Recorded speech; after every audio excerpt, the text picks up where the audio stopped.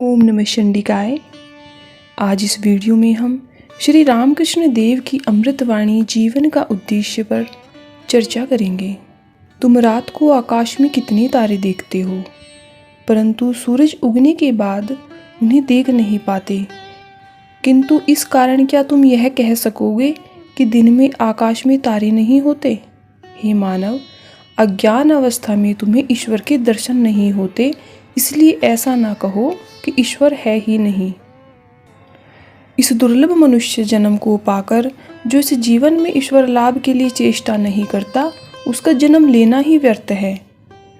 जैसी जिसकी भावना होगी वैसा ही उसे लाभ होगा।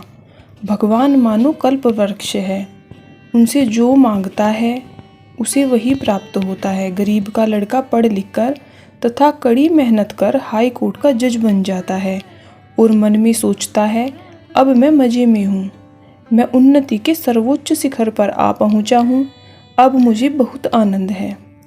भगवान भी कहते हैं कि तुम मज़े में ही रहो। किंतु जब वह हाई कोर्ट का जज सेवानिवृत्त होकर पेंशन लेते हुए अपने बीते हुए जीवन की ओर देखता है तो उसे लगता है कि उसने अपना सारा जीवन व्यर्थ में ही गुजार दिया। तब वह कहता है, हाय, इस जीवन में मैंने कौन सा उल्लेखनीय काम किया। भगवान फिर यही कहते हैं, ठीक ही तो है, तुमने क्या किया है। रामकृष्ण देव जी कहते हैं, संसार में मनुष्य दो तरह की प्रवृत्तियां लेकर जन्मता है, विद्या और अविद्या। विद्या मुक्ति पथ पर ले जाने वाली प्रवृत्ति है और अविद्या संसार बंधन में डालने वाली।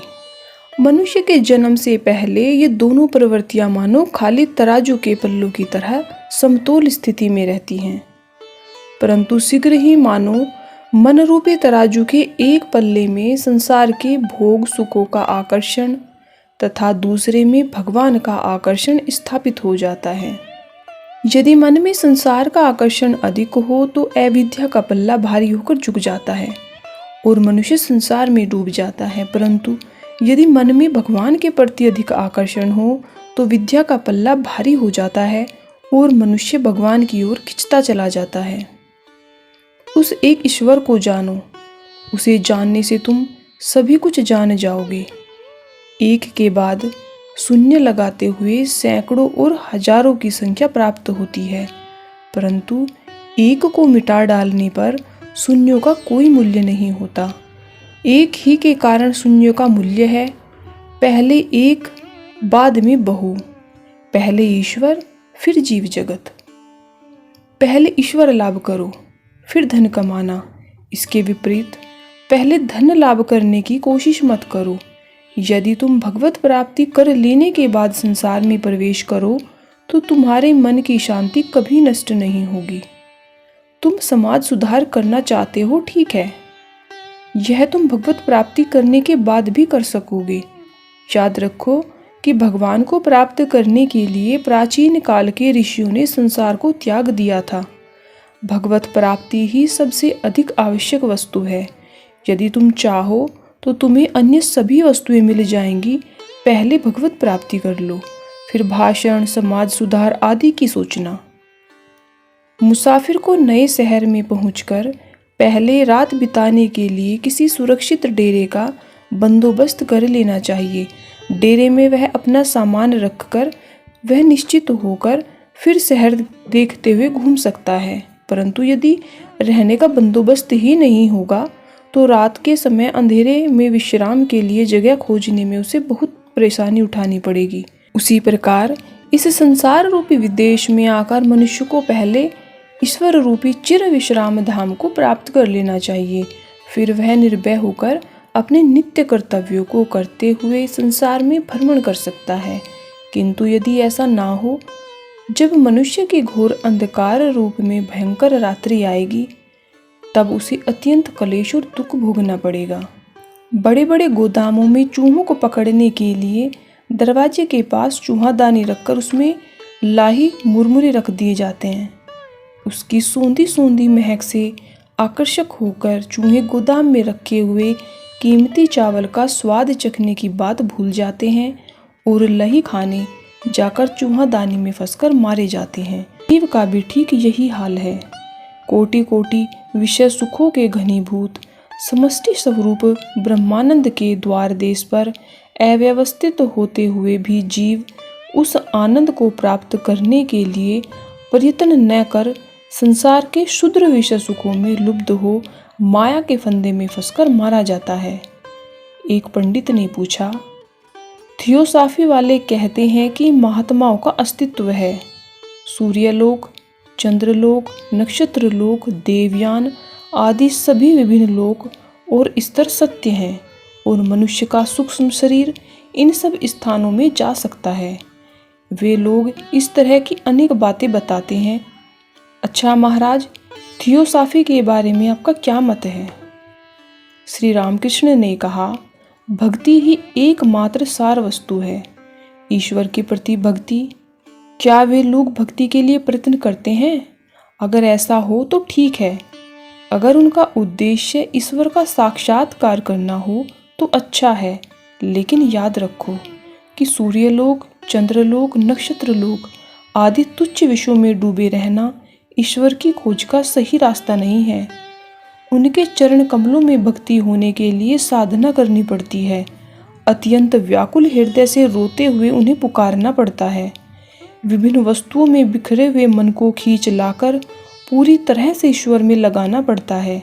चाहे वेद कहो, चाहे वेदांत कहो, चाहे और कोई शास्त्र, ईश्वर किसी में नहीं है। उनके लिए प्राणों के व्याकुल हुए बिना कहीं कुछ नहीं होगा। खूब भक्ति से व्याकुल होकर उनकी प्रार्थना करनी चाहिए, साधना करनी चाहिए। ईश्वर लाभ इतना आसान नहीं है, इसके लिए खूब साधना चाहिए। क्या सभी लोग भगवान के दर्शन पा सकेंगे? किसी को भी दिन भर भूखा नहीं रहना पड़ता। किसी को सवेरे 9 बजे, किसी को दोपहर के 2 बजे, तो किसी को शाम के वक्त भोजन मिल जाता है। उसी प्रकार जन्म जन्मांतर में किसी न किसी समय, इसी जन्म में या अनेक जन्मों के बाद सभी को भगवान के दर्शन प्राप्त होते हैं। छोटा बच्चा घर में अकेले ही बैठे बैठे खिलौने लेकर मनमाने खेल खेलता रहता है। उसके मन में कोई भय या चिंता नहीं होती, किंतु जैसे ही उसकी माँ वहाँ आती है, वैसे ही वह सारे खिलौने छोड़कर माँ माँ कहते हुए उसकी ओर दौड़ जाता है। तुम लोग भी इस समय धन मान यश के खिलौने लेकर संसार में निश्चित होकर सुख से खेल रहे हो। कोई भय नहीं, कोई चिंता नहीं।